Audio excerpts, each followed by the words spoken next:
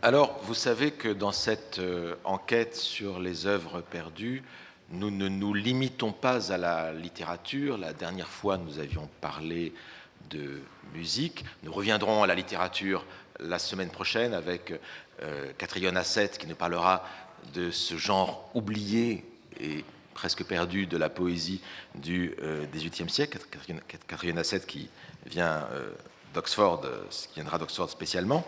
Mais après la musique, je voudrais voir là aussi un autre art où il est énormément question d'œuvres perdues. Il s'agit de la peinture, avec en particulier les tableaux de maîtres anciens. Et donc, sur ce sujet-là, j'ai voulu inviter à cette table, dans cette salle, eh bien la personne qui peut-être à Paris est l'une des personnes qui est l'un des acteurs les plus principaux de cette recherche des œuvres perdues, et recherche qui aboutit parfois à des découvertes assez impressionnantes. Il s'agit d'Éric Turquin, donc je suis très heureux d'accueillir, qui est l'un des très grands experts actuels de tableaux anciens. Éric Turquin qui a commencé sa carrière d'abord chez Sotheby's, où il est devenu directeur du département des tableaux anciens chez Sotheby's, et puis après il a fondé en 1987 son propre cabinet d'expertise, le cabinet Turquin, qui se trouve rue Sainte-Anne à Paris, et qui a pris peu à peu une place essentielle dans le système du marché de l'art ancien à Paris, et d'une manière tout à fait étonnante. Et donc c'est un acteur absolument incontournable, et je voulais vraiment avoir son témoignage. Alors, il se trouve que Éric Turquin, son cabinet en tout cas, est à l'origine de coups fameux dont on a énormément parlé dans les médias et dans la presse dans les dernières années. Je peux en citer deux. L'an dernier, il y avait un tableau de Fragonard, un philosophe lisant, qui a été vendu près de 8 millions d'euros en 2021, qui avait été retrouvé. Il y a eu quelques années précédemment, en 2019, un Caravage découvert à Toulouse, lui aussi, qui a été vendu à des sommes astronomiques, mais la chiffre n'est pas officielle, donc je peux pas. À l'époque, il avait été estimé entre 100 et 150 millions d'euros.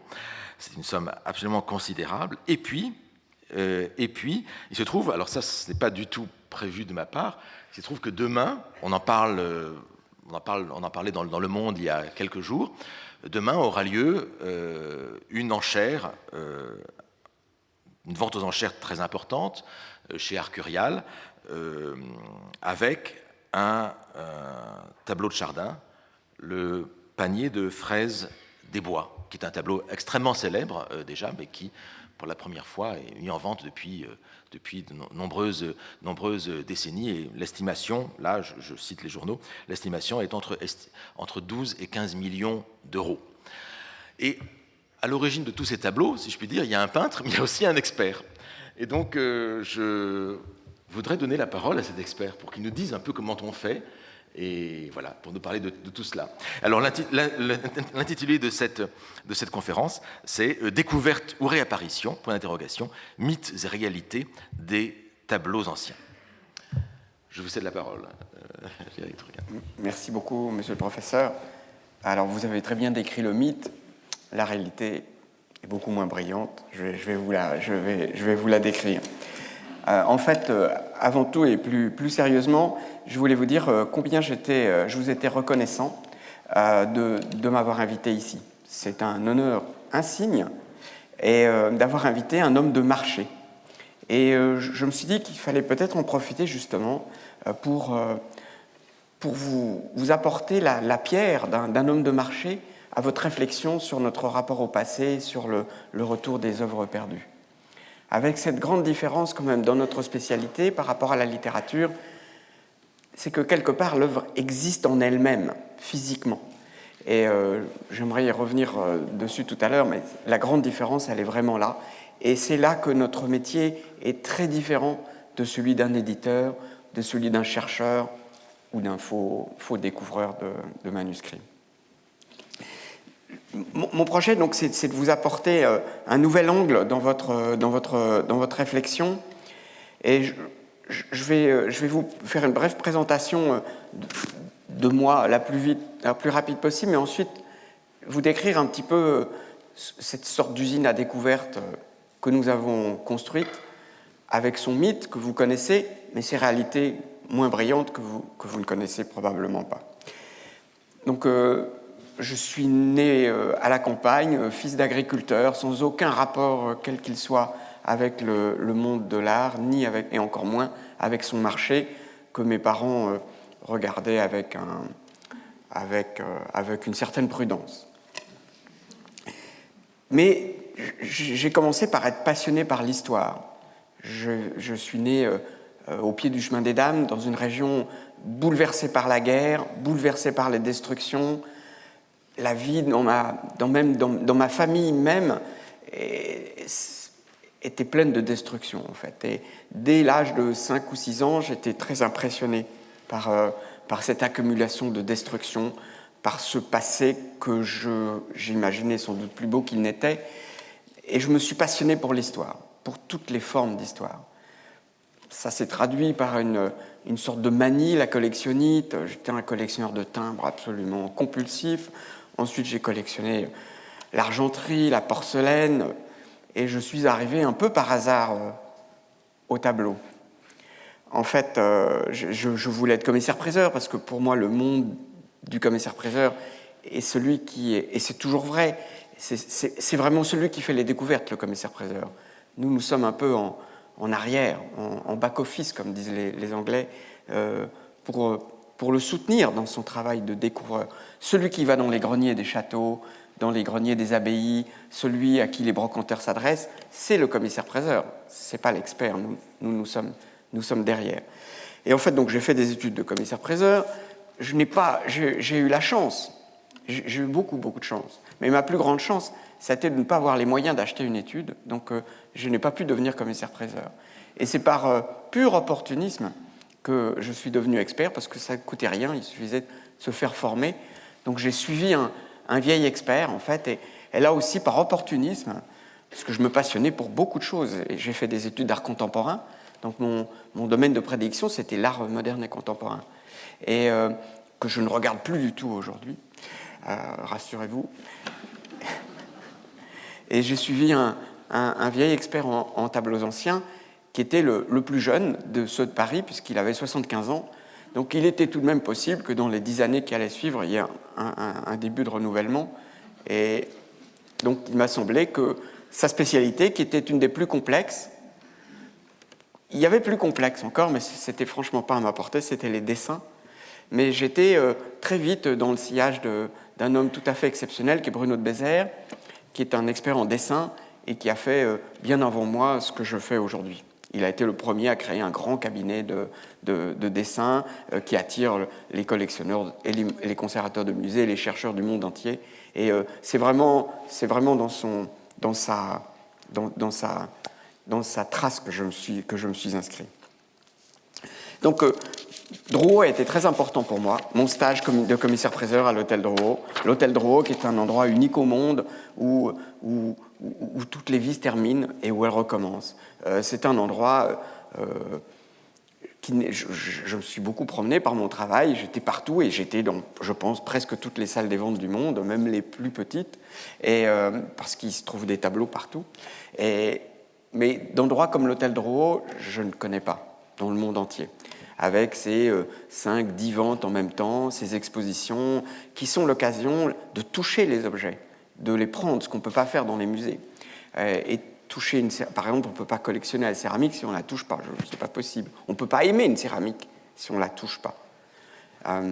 Pour la peinture, on peut retourner les tableaux, et le revers d'un tableau nous apprend souvent beaucoup. C'est une école absolument extraordinaire. Et c'est là que j'ai rencontré mon vieux maître, Paul Touzé, à qui je dois tout, puisque c'est lui qui m'a appris à faire la différence entre une reproduction et un original, entre une gravure et un dessin, entre un dessin et une lithographie. Bref, il m'a appris la base. avec tout ça, j'avais vendu ma collection de timbres et je n'avais plus aucun moyen de vivre. Et à l'issue de l'école du Louvre, j'ai eu la chance de passer le concours de conférencier des musées nationaux. Et pendant 2 ans, j'étais conférencier au musée du Louvre. Et c'était probablement, tout en poursuivant mes études de commissaire-priseur, c'était des années de galère, c'est vrai, d'une galère terrible, mais qui ont été structurantes. Et les conférences à l'école du Louvre m'ont fait apprendre mon Louvre par cœur. Et je crois que je connais tous les tableaux qui sont exposés du Louvre.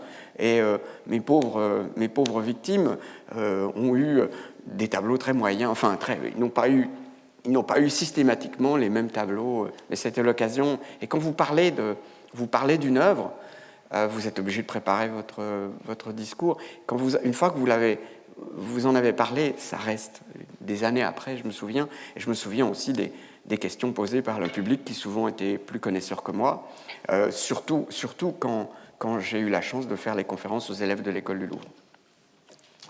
Et je rêvais de partir à l'étranger, je rêvais de m'expatrier, et je rêvais d'aller à Londres, qui, en 1980, était vraiment le cœur du marché de l'art. C'était avant le Brexit, c'était avant toutes sortes de malheurs qu'ont mes pauvres collègues anglais, le Brexit étant le principal, bien entendu.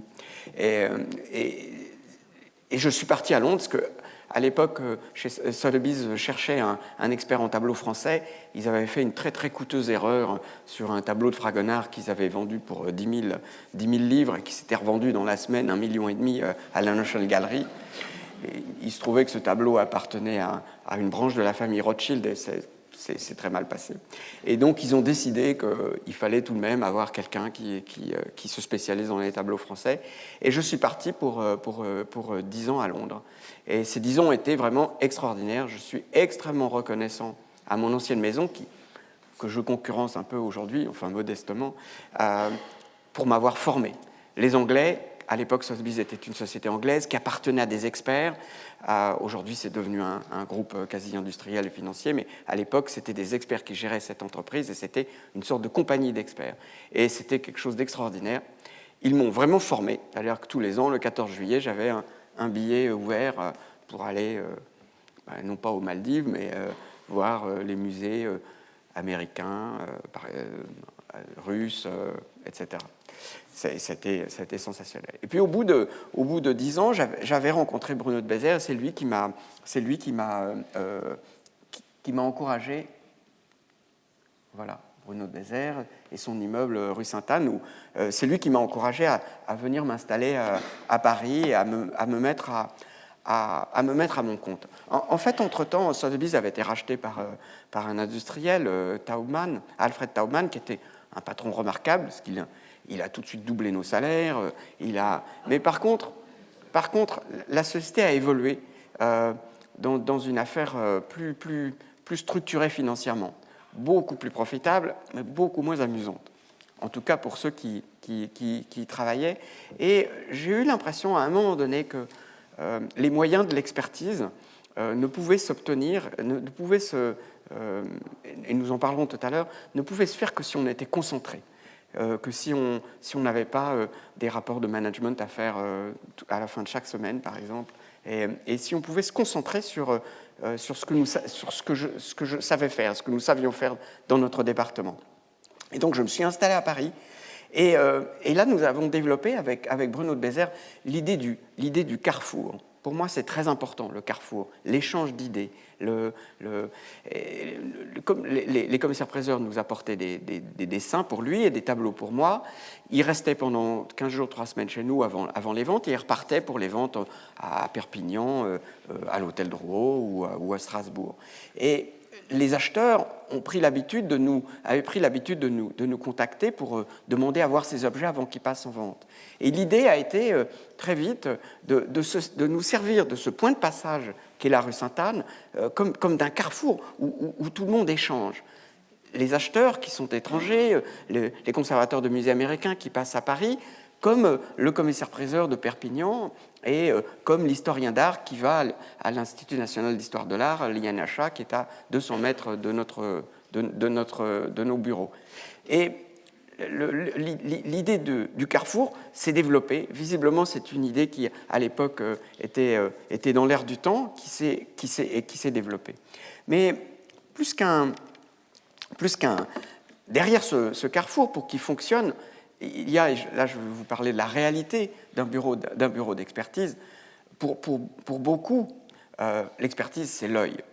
C'est très bien l'œil, mais ça n'est que le début du travail, de même que l'intuition en mathématiques, c'est elle qui fait progresser l'algèbre, c'est elle qui fait progresser vers le résultat, mais elle doit s'appuyer sur des raisonnements. Et le raisonnement, chez nous, qu'est-ce que c'est? Ce sont les livres. Quand j'ai quitté Londres en 1987, j'ai vendu mon appartement pour acheter des livres. La totalité du produit de la vente est passée en livres. Et aujourd'hui, nous avons 20 000... J'ai amené ces livres dans la bibliothèque de Bruno de Bézère, qui était déjà quelque chose de très, très, très structuré. Et aujourd'hui, nous avons 20 000 ouvrages spécialisés. Par rapport à une bibliothèque publique, c'est rien, mais quand c'est très spécialisé, c'est beaucoup. Et surtout, j'avais un début de collection de photographies, et nous avons développé cette collection de photographies. Aujourd'hui, nous avons entre 5 et 600 000 documents photographiques. J'ai acheté les photographies de musées, j'ai acheté surtout les photographies de confrères qui avaient pris leur retraite ou qui étaient morts il y a 50 ans. Et par exemple, j'ai la documentation de Robert Lebel, qui a été un des grands experts parisiens dans les années 50-60, un œil aussi tout à fait extraordinaire. Et quand dans sa documentation, je trouve un beau tableau de Simon Vouet, par exemple, avec un grand point d'interrogation où je reconnais l'écriture de Robert Lebel, je suis prudent. Et quelque part, il y a, à travers, ce n'est pas les photographies en elles-mêmes qui sont intéressantes, ce sont les annotations, ce qu'elles nous apportent et l'œil de l'autre. Et pour vous citer un exemple, un jour, on nous a apporté ce tableau, le moulin de Quincamgrogne. Ça c'est ce tableau est publié dans l'ouvrage de George Wildenstein, qu'a publié George Wildenstein et écrit par Florence Ingersoll-Smith, qui est ici L'art français, voilà, publié par les Beaux-Arts. En fait, les Beaux-Arts, voilà, c'était la maison d'édition de George Wildenstein à l'époque. Et vous voyez, sous le moulin de Charenton que vous venez de voir, le titre du moulin de Charenton. Sur la page de gauche, vous voyez, en caractère gras, en caractère d'imprimerie, le moulin de Quincamgrosse, en caractère d'imprimerie. Le nôtre, le numéro 546, était en caractère en italique. Et il faut savoir qu'il y avait à l'époque, dans l'édition de livres d'art, une convention qui était qu'on écrivait en caractère gras les tableaux auxquels on croyait et qu'on avait vus, ceux dont on était sûr, et on mettait en italique ceux sur lesquels on avait un doute ou ceux qu'on n'avait pas vus. Et j'ai eu la chance d'acheter à l'hôtel Drouot, à la vente après décès d'un de mes confrères, Alexandre Ananoff, le propre livre de George Wildenstein qu'il lui avait donné. Et de l'écriture, les petites pattes de mouche au crayon de mine que vous voyez dans la marge du livre, c'est l'écriture de George Wildenstein. Et un jour, on m'a apporté donc ce tableau, un monsieur je vous le remontre, voilà, le moulin de Charenton. Un monsieur qui nous avait été envoyé par une grande maison parisienne en disant « Écoutez, c'est une copie, on ne peut pas le vendre, allez donc chez monsieur Turquin, il vous recevra gentiment et il vous vendra votre tableau. » Et le monsieur me dit « Voilà, j'ai une copie du tableau du Louvre. » Je lui dis « Écoutez, quand même, elle est belle, votre copie. On va quand même regarder un peu. » Et dans notre document, pardon, voilà, là, vous avez là, de la propre main de George Wildenstein, tout à fait authentique pour nous, à Tony. Alors je suis redescendu de la bibliothèque, je suis allé voir le monsieur, je lui ai demandé, mais est-ce qu'il y a quelqu'un dans votre famille qui s'appelait Tony? Il a dit, oui, c'est mon grand-père. Voilà. Et on a vendu le tableau pour 100 000 €, l'équivalent de 100 000 €. Et en une fois, j'avais remboursé beaucoup d'investissements. Et avec le plaisir de trouver. Alors, les méthodes du diagnostic, donc ça s'appuie, cette usine à découverte que nous avons, comment elle fonctionne? Elle travaille, les objets viennent à nous, nous n'allons pas vers eux. À la différence d'un galeriste est un chasseur. Il va vers les objets, il les cherche, il essaie de savoir, deviner où ils sont partis, où on peut les retrouver, et il va les chercher. Il a une attitude pas de prédateur, mais oui, oui, il a une attitude de prédateur. Voilà. Et nous sommes plutôt des pêcheurs au fil de l'eau. Les objets viennent vers nous. Ils arrivent chez nous, ils viennent de gens qui cherchent à savoir ce qu'ils ont, qui sont essentiellement des professionnels, les commissaires-priseurs, quelques notaires, quelques assureurs qui veulent s'assurer que les objets qu'on leur fait assurer sont bien, justifient ce contrat d'assurance. Mais essentiellement, nous travaillons pour des maisons de vente publique. Aujourd'hui, à peu près 350, 300 en France, et puis une cinquantaine en Europe continentale. Et je cherche à développer justement notre activité en Europe continentale. Donc le commissaire-priseur est dans un château en Auvergne. Il se sert de son iPhone et il nous envoie des photographies pendant qu'il fait son partage en disant est-ce que ça vaut la peine de vous l'apporter ou est-ce que cette Joconde est effectivement la copie du tableau du Louvre, ce qu'elle est évidemment toujours ou presque. Et donc les objets arrivent chez nous et contrairement à ce que vous pouvez penser, je vais vous décevoir encore une fois, nous ne cherchons pas. Nous trouvons, mais un peu par hasard. Par hasard, pas vraiment, puisque aujourd'hui nous nous donnons des avis sur entre 10 et 15 000 tableaux par an. Donc c'est tout de même beaucoup. Et ces 10 ou 15 000 tableaux par an, on va en rejeter 5 000 tout de suite, justement, parce que la Joconde est au Louvre depuis François Ier et qu'on ne va pas la déboulonner. Et sur les 10 ou 15 000, il va rester 5 000 tableaux par an qui vont présenter un véritable intérêt. Et dans les 5 000 que nous allons vendre, enfin que nous allons cataloguer pour une vente publique, et dans les 5 000, il y en a 500 qui nous font vraiment battre le cœur parce que ce sont des œuvres originales, parce qu'elles portent quelque chose, même si ce ne sont pas des chefs-d'œuvre. Et dans mon métier, chez mes confrères, ceux que j'ai pu rencontrer, ou ceux qui travaillent encore à côté de nous, vous allez encore être très déçus, mais nous ne sommes pas toujours des yeux hypersensibles. Un de mes maîtres à Londres était Philippe Pouncey, probablement le plus grand connaisseur de dessin et de peinture italienne du XVe au XVIIIe siècle, et il était célèbre pour son œil académique, comme le disaient les Anglais, c'est-à-dire qu'il avait en tout cas, il ne traduisait aucune émotion, avait le même intérêt pour un artiste perdu, totalement minable, que pour un très grand artiste. C'était quelqu'un qui fonctionnait comme un joueur de ping-pong. Quand on lui montrait un dessin ou un tableau, je ne sais pas comment il faisait, mais il trouvait tout de suite ce que c'était, ou il nous mettait dans la direction.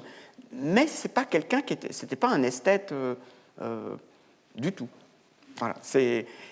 On reviendra sur l'œil tout à l'heure, mais l'œil d'abord, il doit être très. L'œil, c'est l'intuition chez nous. L'œil, c'est l'intuition, et il doit être, je pense, le plus varié possible.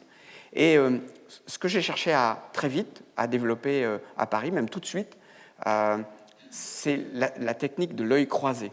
Je pense que c'est très important, parce qu'il suffit qu'un jour vous ne soyez pas de bonne humeur, ou vous n'êtes pas prêt à trouver la chose qui passe devant vous. Le fait d'avoir 2, 3, 4, 5, 6 paires d'yeux, ça limite quand même les chances de rater quelque chose. Et ça multiplie les chances qu'a le tableau de retrouver son nom, de retrouver son identité. Puisque c'est ce dont nous parlons, en fait. Les objets arrivent chez nous dans le plus grand désordre. Ils arrivent par paquet de 10, de 20 quelquefois. Le commissaire-priseur, un camion arrive, et puis les tableaux sortent. Ou les photos arrivent sur Internet le matin. Il y en a tous les matins, 15 ou 20. Entre un grand chef-d'œuvre et puis des tableaux tout à fait mineurs qui arrivent tous en même temps. Et l'idée du regard croisé, et c'est une sorte de filet de sécurité pour nous, puisque ma terreur, c'est que mes propres ventes, mes propres catalogues soient des sources de trouvailles pour les autres. Et la terreur étant le principal moteur de l'homme d'affaires, je me suis concentré pour que les autres ne puissent pas profiter justement de mes propres faiblesses. Donc je me suis entouré très vite de gens plus compétents que moi. Et j'ai eu la chance de faire venir mon ancien professeur à l'école du Louvre, qui était Jean-Pierre Cuzin, pour moi le meilleur œil de Paris, qui était l'ancien conservateur en chef des peintures, et qui nous donne une journée par semaine pour voir les tableaux, les photographies que nous avons reçues. J'ai aussi à côté de moi Marianne Longeon, qui est une élève de Michel Laclotte, qui vient de nous quitter, mais qui était certainement le plus grand connaisseur de tableaux à fond d'or et de la Renaissance en France. J'ai pris aussi, je me suis attaché dans les gens qui sont les piliers de l'étude de notre bureau, les employés. Stéphane Pinta, mon bras droit, Stéphane a une formation de restaurateur que je n'ai pas, qui me manque beaucoup. Je n'ai jamais touché à une œuvre. Je n'ai pas donc ce regard qu'a le restaurateur, ce regard plus inquisiteur, ce regard aussi plus méfiant du restaurateur qui va voir les repeints, les restaurations, les transformations, qui chez nous sont un problème très important. Vous pensez bien qu'un tableau du XVIIe ou du XVIe, encore plus du XVe siècle, n'est pas arrivé à nous dans l'état où le peintre l'a laissé. Et un des rôles de l'expert, c'est justement de faire la différence entre les apports du XIXe et les transformations éventuellement, sans parler des faussaires qui sont en permanence à la chasse aux experts, qui sont en permanence là pour nous tromper. Et donc, à côté de ce regard croisé, donc nous réunissons une fois par semaine, un matin, et on passe 3 heures à regarder tous les tableaux qui sont arrivés. Et après avoir regardé les tableaux, nous regardons les photographies, et nous discutons de ces tableaux. Et nous avons mis au point une sorte de méthode que j'aime appeler le bouillonnement, où chacun peut exprimer, il faut que chacun puisse s'exprimer librement. Pourquoi ? Parce que c'est vraiment très difficile l'expertise de tableau, réellement très difficile. Le fait d'avoir des regards complètement différents, avec des gens qui ont des horizons, qui viennent d'horizons totalement différents, c'est déjà quelque chose, mais s'ils ne peuvent pas s'exprimer librement, ça ne sert à rien en réalité.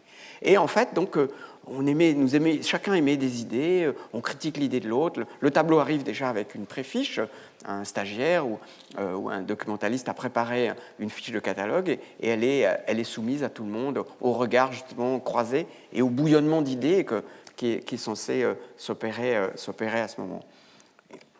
Avec toujours cette idée que les tableaux, nous devons nous laisser surprendre par les tableaux. Je vais vous donner quelques exemples, vous verrez quelques découvertes qui ont pu se faire récemment pour que vous compreniez peut-être mieux le processus. Non, pardon. Voilà.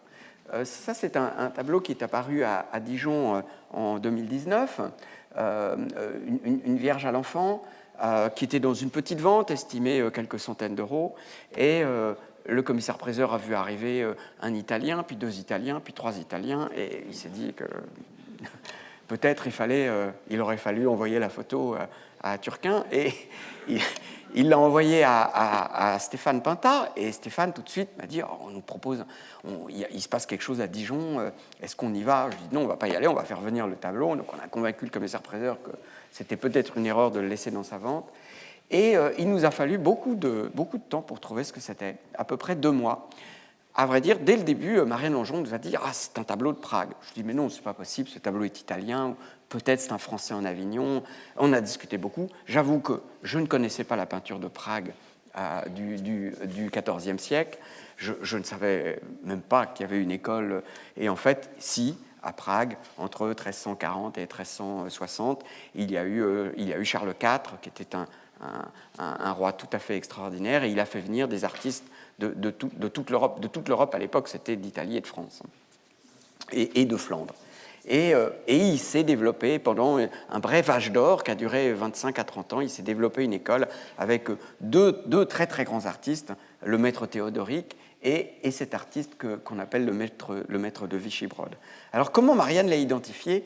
Eh bien, elle l'a rapproché d'un autre tableau qui est ici, une Vierge à l'enfant, alors qui est beaucoup plus traditionnelle, sur son fond d'or. Elle ressemble plus à une icône, mais vous allez voir les 2 tableaux l'un à côté de l'autre. Voilà. Et en fait, vous retrouvez le même visage de l'enfant, le même rapport psychologique entre l'enfant et sa mère, une relation d'amour qui part de l'enfant pour aller vers sa mère, qui elle est plus pensive parce qu'elle connaît, elle sait la suite de l'affaire. Et dans notre tableau est encore plus humain en fait que le tableau du musée de Prague, puisque quelque part d'abord l'enfant prend pour nous faire rentrer dans le tableau, nous montrer l'humanité de cet enfant, l'artiste lui fait prendre sa cheville. Et ça, c'est une chose que seuls les nourrissons peuvent faire. Vous pouvez essayer, vous verrez que c'est très, très compliqué. Et c'est un petit détail, si vous voulez, par lequel l'artiste nous fait rentrer dans le tableau. Et c'est ce qui fait la beauté de cet artiste, justement, cette intensité psychologique, y compris le rapport que l'enfant a avec sa mère, dont il touche la main, il touche le pouce. Le nourrisson a vraiment un rapport très fort avec la Vierge. Et c'est ce qui rapproche notre tableau. Vous voyez, il fait le même geste. Et ça, c'est une invention de cet artiste. C'est un apport de cet artiste. Tous ces artistes qui, vous allez voir dans les tableaux suivants. Et dans la salle des machines de notre bureau, il y a bien sûr la technique. Il y a la technique dure, si on peut dire. L'expertise, l'histoire de l'art, c'est une science, mais une science humaine, mais elle s'appuie aussi sur les sciences dures comme la physique, la radio par exemple. Quand je vous remontre notre tableau avec son fond, il y avait un fond noir avec des étoiles qui avaient été rapportées, et on voyait dans des petits éclats que vous avez... Alors attendez, il faut que j'arrive... Oui, vous voyez les petits éclats, on voit qu'en dessous, il y avait quelque chose. Et nous avons fait radiographier le tableau. Alors, la radio, c'est tout simple, on va chez le radiologue du coin, mais il faut un peu diriger un peu le conseiller pour le... Et nous avons vu qu'en dessous, il y avait une architecture tout à fait extraordinaire avec cette fenêtre grillagée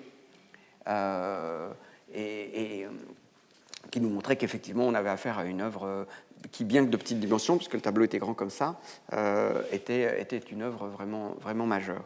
Et effectivement, nous avons vendu ce tableau donc à Dijon, et il a été acheté à la vente par le Metropolitan Museum de New York.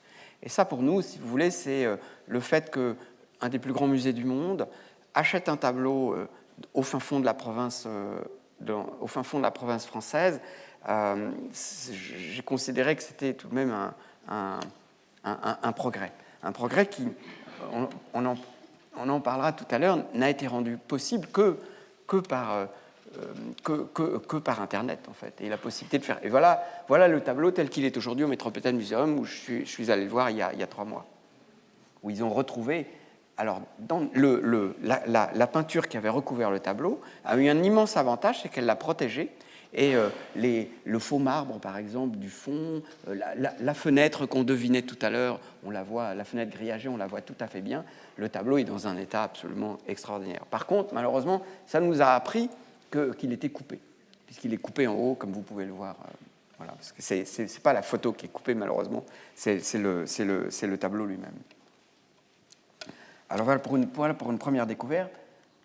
Une deuxième découverte, voilà, qui a fait un petit peu parler d'elle, la découverte d'un tableau de Cimabue dans une maison à Compiègne par le commissaire de Senlis, maître Le Cohen. Il prévoit d'inclure ce tableau dans une petite vente, puis il s'est dit non, quand même, il faut quand même... le tableau était une icône.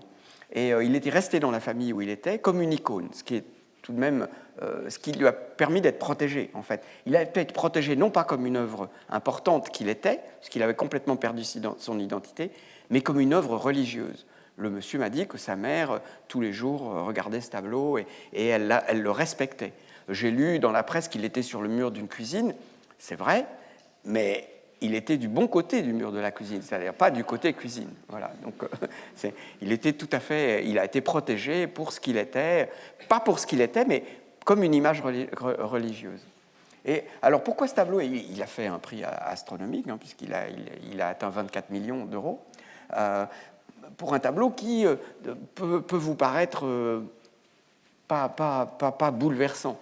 Mais si vous regardez, c'est un tableau qui vient d'une icône, donc il a la raideur d'une icône, il a le côté très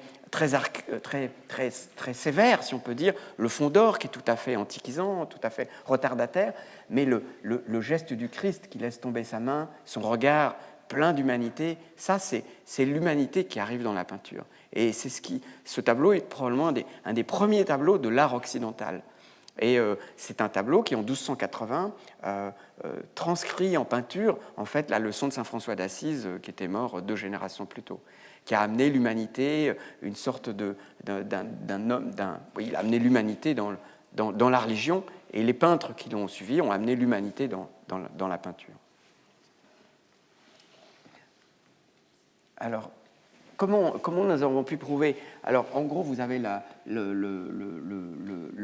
Grande Maestà du Louvre de Cimabue, et en dessous, notre tableau et le tableau de la National Gallery de la Frick Collection à New York. Et en fait, la Vierge en trône, est à la National Gallery à Londres. Et en fait, et ça c'est la découverte je vous parlais des regards croisés, de Stéphane Pintat, parce que quand nous avons découvert ce tableau, il n'a pas fait l'unanimité tout de suite. Vous savez, les découvertes, il faut quelquefois se battre un petit peu. Et en fait, c'est Stéphane qui, avec son approche d'ancien restaurateur, son approche très pratique, a pu prouver que le bois de notre tableau était le même que celui du tableau de Londres. Puisque vous voyez que les veines du bois, le tableau est fait dans la même planche de bois qui a été sciée, avec le même trou de verre qui se prolonge entre notre tableau, qui est celui-ci, et le tableau de Londres. Donc ça, c'était la preuve par A plus B, le même que ça, c'est le bois du tableau, le revers du tableau de New York, qui est probablement du même peuplier. Les veines de bois ne se raccordent pas, mais donc ça, si vous voulez, c'est une preuve objective qui nous a beaucoup manqué dans d'autres affaires. Un autre exemple, alors ça c'est un tableau qui va passer en vente demain, dans la même vente que le Chardin, donc chez Arcurial, demain soir. C'est un tableau de Bernardo Daddi, donc peint en 1320, qui montre un miracle de Saint-Dominique. Saint-Dominique est ici, et il est en train de... Le jeune homme qui est ici, avec son visage gris, est mort, il s'est tué, il est tombé de cheval, Napoléon Orsini est tombé de cheval, il s'est tué, il est mort. Vous remarquerez ces belles petites pantoufles et ces chaussettes rouges qui sont du meilleur effet. Et Saint-Dominique le ressuscite, et il est là, le même personnage, se redresse, et il dit merci. Et ici, vous avez les trois saintes femmes qui pleurent sa mort, et qui, au contraire, ici, se félicitent avec ce beau geste de la Madeleine qui se félicite du miracle. Et peut-être un des moments les plus humains du tableau, c'est cette tête du cheval et le petit lad, le cheval qui regarde l'accident. Et c'est un des grands moments du tableau. Et comment nous avons identifié ce tableau? En fait, il nous a été montré il y a 4 mois, et au revers du tableau, il y a ce cachet Ramboud.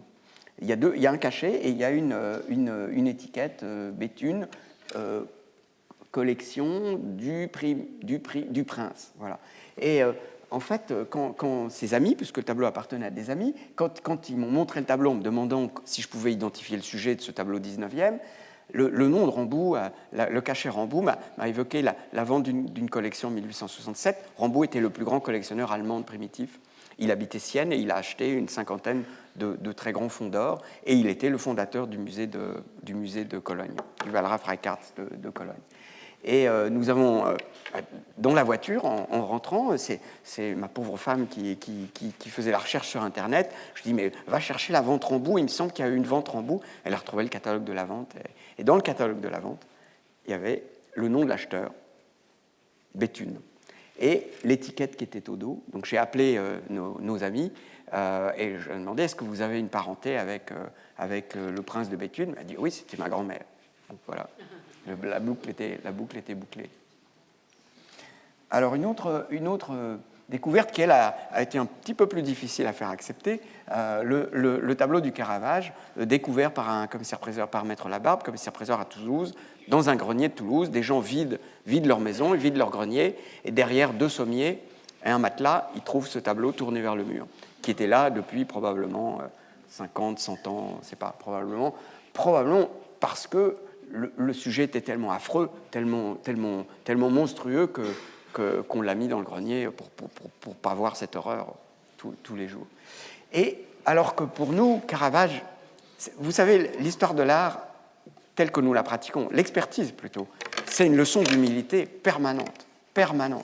Et tout est là pour nous rappeler que notre œil est très faillible, que notre œil est trop sensible à la mode. Et justement, le rôle de l'expertise, c'est justement d'essayer de s'abstraire au maximum de la mode, de voir un maximum d'œuvres et d'être toujours réceptif justement à ces œuvres qui arrivent, ces œuvres aussi différentes. Alors, quand le tableau est arrivé au bureau, pour voir que Julie Duché, qui travaillait avec nous à l'époque, s'est souvenue qu'elle avait vu une composition qui ressemblait à ça. Et elle a ouvert le livre de Sébastien Schultz, qui est là, et elle a vu une photo en couleur de notre tableau, là-haut. Voilà. Sauf que ce n'est pas notre tableau, puisque le tableau est arrivé tout poussiéreux, il sortait de son grenier à Toulouse, où il était depuis avant probablement la photographie, ou presque. Mais en fait, c'était la copie. Et le tableau est présenté dans le livre de Sébastien Schultz, comme Judith Olfern, Naples, et il est catalogué comme tout ce qui nous reste d'un tableau perdu du Caravage qu'on connaissait par les textes en 1607. Donc une expertise a priori imparable. Pour moi, c'était la plus facile qu'on ait jamais fait.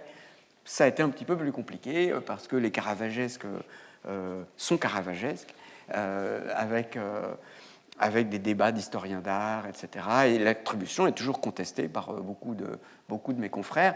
Et je voudrais dire qu'elle a été contestée par mes meilleurs amis, mes meilleurs copains, ceux avec qui je travaille, en qui j'ai confiance depuis très longtemps, ceux qui m'ont plus critiqué, et au contraire, ont volé à mon secours, plus exactement au secours du tableau, des gens que je connaissais à peine, ou même pour certains d'entre eux avec qui j'avais des relations difficiles. Donc en fait, ce n'était pas du tout un combat de personne, mais un combat autour de la vision qu'on peut avoir du Caravage, cet artiste tout à fait nouveau, tout à fait spécial, et qu'au fond, on connaît si mal, puisqu'on ne connaît que 65 tableaux de cet artiste. Un autre exemple, alors la radio qui nous a beaucoup servi, parce que la radio nous a prouvé que, vous voyez, le nez est légèrement différent, il nous a prouvé des variantes qui prouvent la variante entre une radio et ce que vous voyez est très importante pour nous, parce qu'elle prouve que vous êtes dans un processus de création et non pas dans un processus de répétition. Le copiste est servile, le copiste copie ce qu'il voit, le créateur crée. Et il change, il va faire ce qu'on appelle des repentirs, il va changer sa composition, d'où l'importance de la radio pour nous.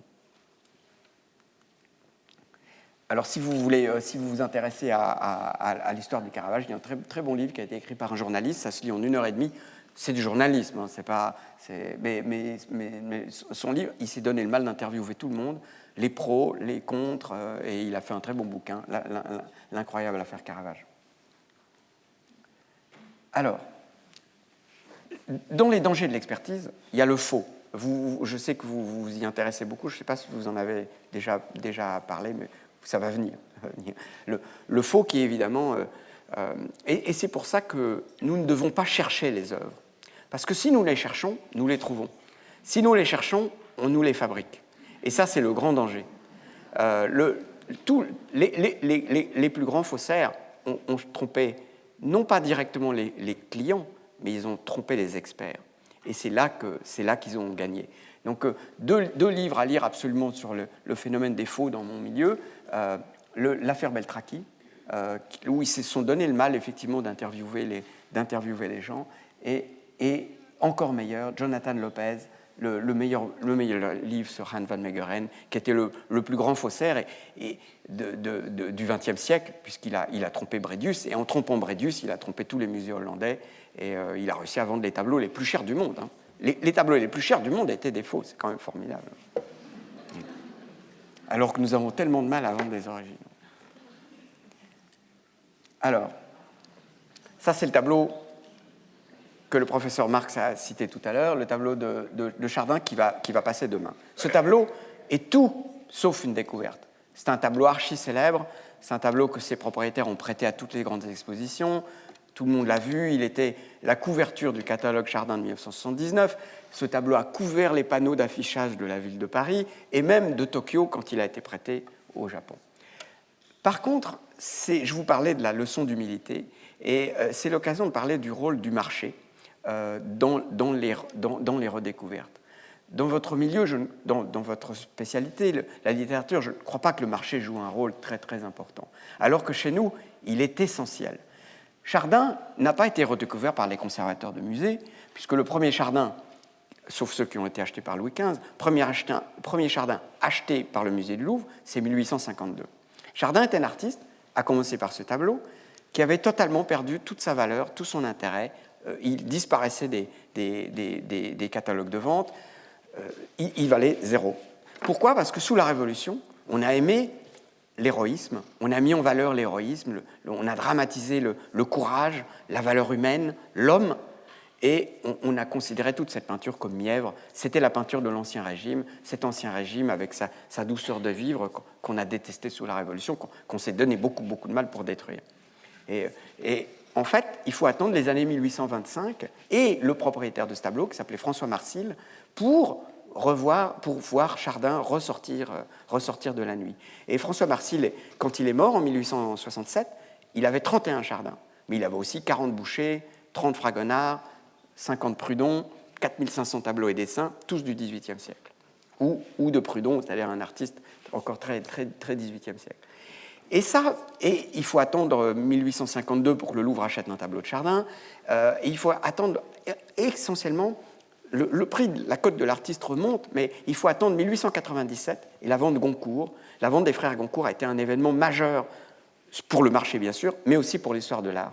Puisque dans la vente, les Goncourt ont exigé, ils avaient mis dans leur testament qu'ils souhaitaient, c'est dans le catalogue de la vente, qu'ils souhaitaient que tous ces objets, tous, jusqu'aux petites cuillères, soient vendus aux enchères pour que d'autres aient les mêmes plaisirs qu'eux.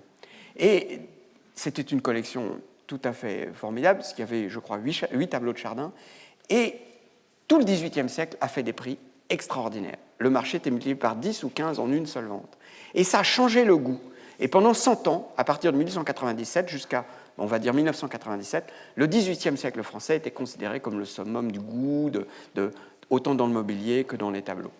Et donc, pour vous dire que dans le phénomène on va dire de retrouvailles, de redécouverte, le marché joue chez nous le rôle le plus important.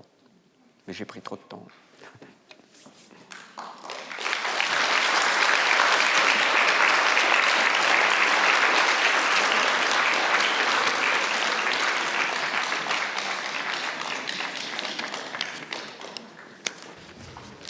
J'ai pris trop de temps, excusez-moi. Non, c'était parfait. Je voulais vraiment vous remercier pour la très grande sincérité avec laquelle vous êtes intervenu. C'était pas évident, j'avais un peu peur, je dois vous dire, de faire venir, comme vous avez dit, quelqu'un qui est lié au marché. Et je pense que la sincérité avec laquelle vous avez parlé de votre parcours et même des contestations parfois qui sont faites, des attributions, on aimerait, je crois, rend honneur à votre travail et au sérieux de vos expertises. Donc, on aimerait savoir quels sont les arguments des adversaires de l'authenticité du tableau de Caravage. Ce qui me frappe dans ce que vous avez dit, c'est quelque chose qui aussi est utile aussi pour nous lorsque nous travaillons sur l'œuvre perdue, c'est-à-dire que l'œuvre est, je pensais en parler la prochaine fois, mais je peux dévoiler un petit peu, l'œuvre est toujours l'œuvre réelle, l'œuvre vraie, et le résultat d'un processus. Et l'œuvre finie est en fait aussi le résultat de toute la perte des états intermédiaires. Et ce qu'il y a dans ces tableaux authentique, c'est que le travail se voit encore, au moins par la radio, par les enquêtes radiographiques que l'on peut faire ici, et l'on voit réellement tout ce processus à l'intérieur même du tableau. Ce qui fait que lorsqu'on achète l'œuvre, si elle est authentique, l'œuvre réelle, on achète en fait tous les états antérieurs qui sont cachés, bien sûr, auxquels on ne peut pas avoir accès en principe, mais qui sont potentiellement là. Donc c'est un argument très fort, effectivement, pour l'authenticité. Donc on se demande quels sont les arguments des adversaires pour, je ne veux pas vous faire l'avocat du diable de votre propre travail, mais peut-être que vous avez quelque chose à dire. Non, en fait, personne n'a contesté l'authenticité du tableau, mais ils ont contesté l'attribution, en disant, dans ce tableau, il y a des choses qu'on n'a jamais vues chez Caravage. Et il y a des éléments dans ce tableau qui dérangeaient beaucoup d'amoureux de Caravage, beaucoup. Et les amoureux sont très exigeants. Et en fait, notre défense, c'était de dire, et c'est celle de Kees Christensen qui a écrit ça en disant, mais Caravage, c'est un immense artiste, c'est un artiste que vous ne pouvez pas mettre dans une boîte. Il en sort. Mais donc vos adversaires, si je puis dire, contestaient aussi l'attribution qui était faite dans le catalogue que vous nous avez montré, en disant que ce Judith et Holoferne qui était dans le catalogue que vous nous avez montré était lui aussi n'était pas de Caravage, c'était fait par un Caravage. Non, l'autre tableau est une copie. L'autre est une copie. Personne n'a contesté ça. Une copie d'un Caravagesque. Voilà. Personne ne pense que notre tableau est une copie. Simplement, ils nous disent ce sont deux copies d'un tableau perdu, mais qui n'est pas du Caravage. Qui n'est pas de Caravage, d'accord. C'était ça l'argument. Personne n'est arrivé avec une. Heureusement, personne n'est arrivé avec une attribution recevable. Ouais. Alors justement, ce qui m'amène à cette question, en fait, lorsque je vous ai invité, c'est cette question que je voulais vous poser dès le départ et que je vais vous poser maintenant.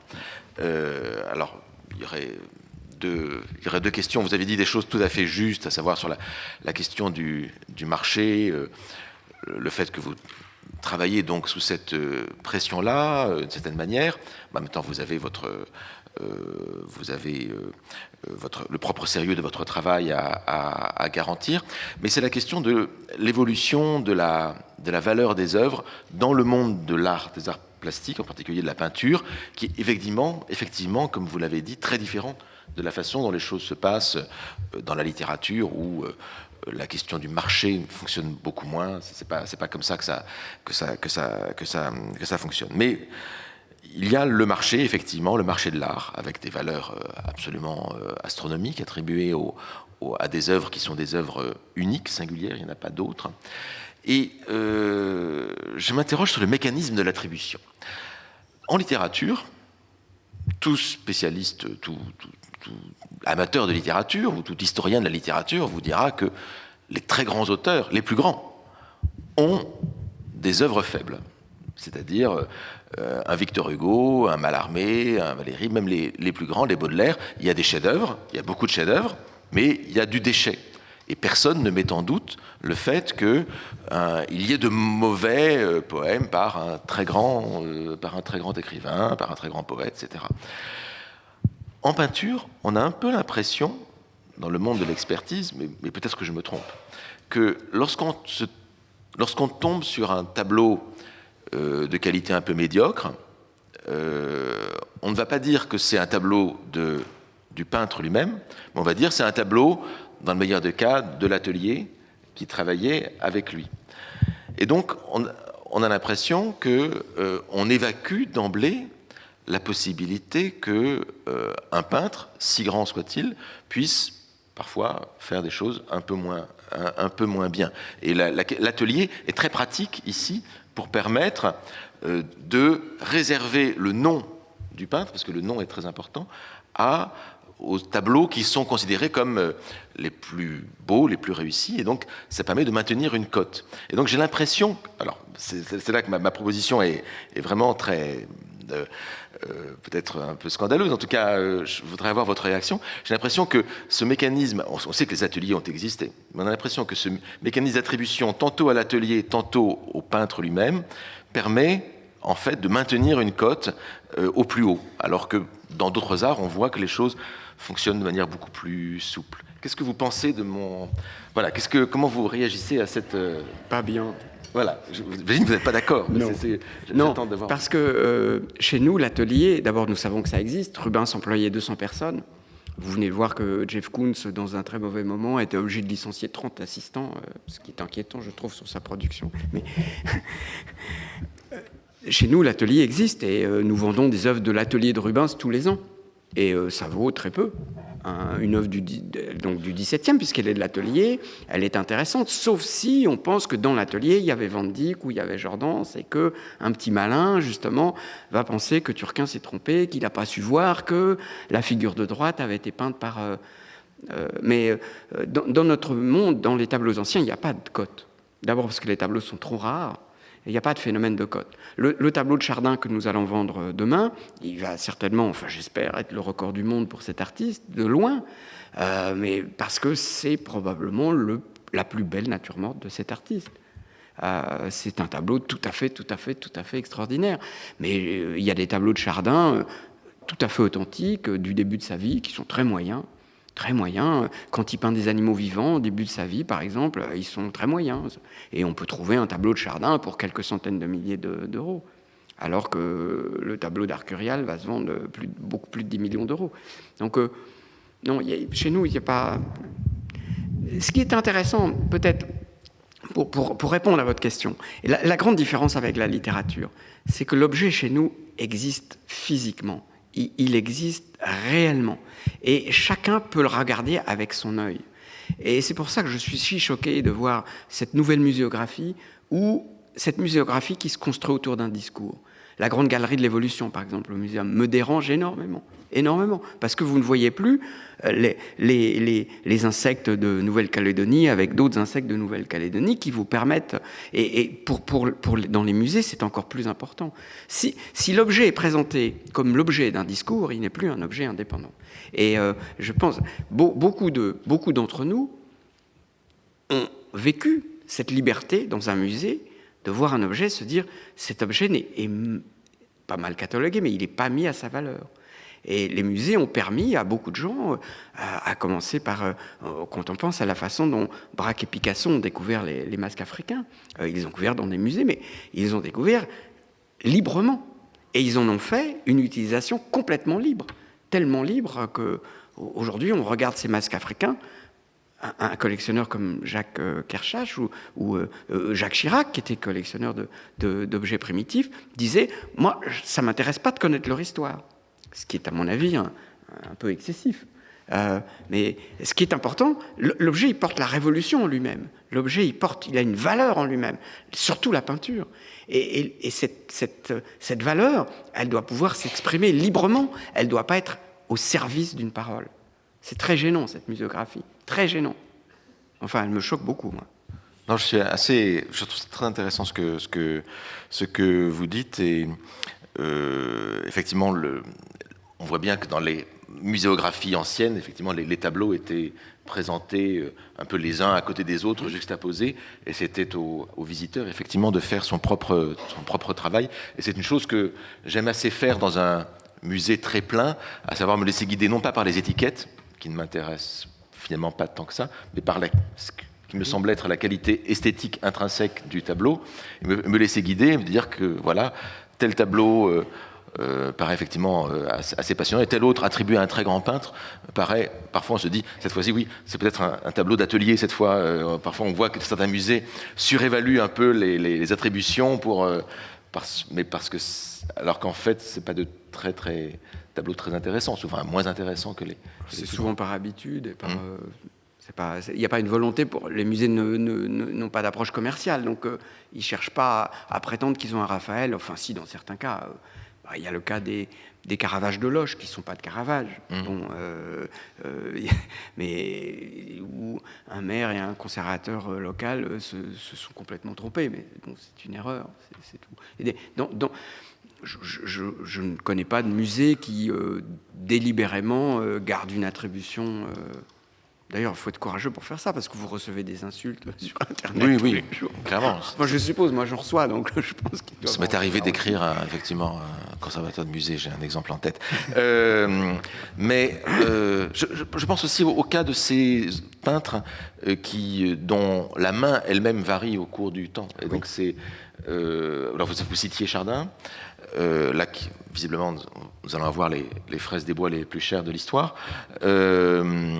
Mais je pense aussi à Poussin, qui est un peintre qui... Ah, c'est toujours très beau. Hein. Bah, c'est toujours très beau, mais il y a entre le Poussin des débuts, le Poussin de la vocation du poète, et le Poussin de la fin, où la main est tremblante. Mais c'est le plus beau, le Poussin de la fin. Ah, on peut dire que c'est le plus beau, mais c'est une main... je ne dis pas le contraire. Enfin, c'est un Poussin plus expressionniste, si on veut, mais ce sont des tableaux qui sont d'une main très différente. C'est pas le même... C'est quasiment pas le même. Poussin, c'est toujours formidable. Mais je suis d'accord avec vous. Comme Picasso. Je suis d'accord avec Picasso aussi, c'est toujours formidable, sauf peut-être les tableaux de l'extrême fin, mais et du premier début. Comme Chardin. Chardin a des débuts très difficiles. Au début, il cherche sa voie, et puis il fait des animaux vivants. Il est beaucoup moins bon que Desportes et Oudry. Donc ensuite, il abandonne les animaux vivants, il se concentre sur les animaux morts, et là, il commence à faire des merveilles. Et puis, il progresse petit à petit, il distille sa peinture, il distille ses compositions, pour arriver à quelque chose de complètement épuré, comme le tableau que nous allons présenter demain, qui est pour moi l'aboutissement de sa carrière de peintre de nature morte, et qui en fait un artiste tout à fait singulier. Mais bien sûr qu'un artiste comme un compositeur ou un écrivain, les écrivains aussi ont écrit du très mauvais. Ben oui. Mais quelques très grands artistes, comme... je ne connais pas de mauvais tableaux de Caravage, alors il en a peut-être peint, et on ne les connaît pas, c'est possible. Mais c'est cela que j'aimerais trouver. Parce que ça serait quand même intéressant. Oui. Ben voilà, c'est un beau projet de... Mais on ne connaît pas... Enfin, on connaît des tableaux... Attention, il y a le problème de l'état des tableaux. Certains tableaux nous arrivent dans un état tellement dégradé que les peintres ne les reconnaîtraient pas. C'est le cas de beaucoup de tableaux de Watteau, par exemple, d'une partie des tableaux de Chardin, qui ont été tellement nettoyés, tellement aimés. Donc, nettoyés par les conservateurs tous les 50 ans ou tous les 40 ans, au bout de 100 ans, le tableau, il a perdu un petit peu de sa matière. Donc, c'est le cas des Poussins du Louvre, par exemple, qui ont été trop aimés. Donc, ils ont été restaurés, restaurés, nettoyés, quelquefois de façon un petit peu brutale. Ce qu'on apprend à travers votre discours, c'est quelque chose qui est tout à fait intéressant et qui ne vaut, je pense, que pour les œuvres singulières, uniques, comme les œuvres d'art plastique, qui sont un objet, qui n'est pas remplaçable par un autre. C'est qu'au bout du compte, l'oubli est préservateur, à certains égards. Pas à tous les niveaux, mais effectivement, un tableau qui est mis pendant 2 siècles dans un grenier peut... Ouais, il n'y a pas de souris. Hein. Il n'y a pas de souris, mais enfin, vous montriez des exemples quand même. Le problème de la perte de valeur est quand même très dangereux. La perte de valeur, c'est pour ça que le marché est un facteur de conservation des objets. Parce que quand les choses valent cher, on y fait attention. Quand les choses valent cher, on les connaît, on les suit. Les Sud-Africains disent ça pour les animaux sauvages, pour les éléphants. If it pays, it stays. Et le jour où ça ne paie plus, ça disparaît. Donc le jour où quelqu'un perd sa valeur, il disparaît. Il n'y a plus de procès, il n'y a plus de cambriolage, mais il n'y a plus rien non plus. Et il n'y a plus non plus d'effort de préservation. Je ne suis pas sûr que la place d'un tableau soit dans un grenier. C'est mieux qu'il soit dans un grenier, mais finalement, quand il va à la poubelle, c'est quelquefois mieux, parce qu'il y a des gens qui font les poubelles. Et ils vont chez Turquin. Oui,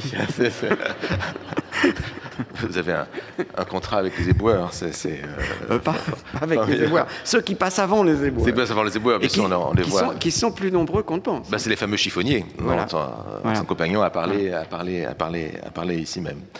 Écoutez, je crois que nous sommes assez ébahis par tout ce que vous nous avez raconté.